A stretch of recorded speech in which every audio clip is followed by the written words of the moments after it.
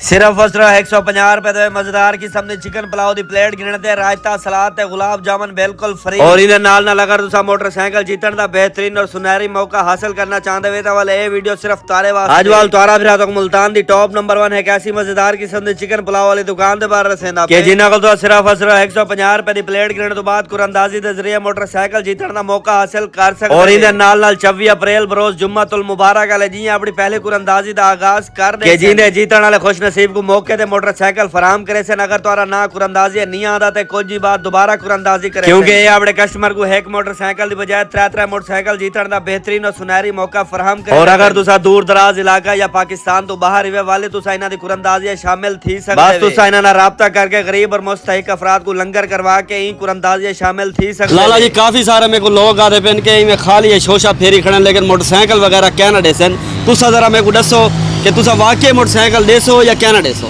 लाला शहजाद एक गाली सुन के मेरे कान पागन 24 तरीक बरोज जुम्मतुल मुबारक 2026 5 बजे पूरी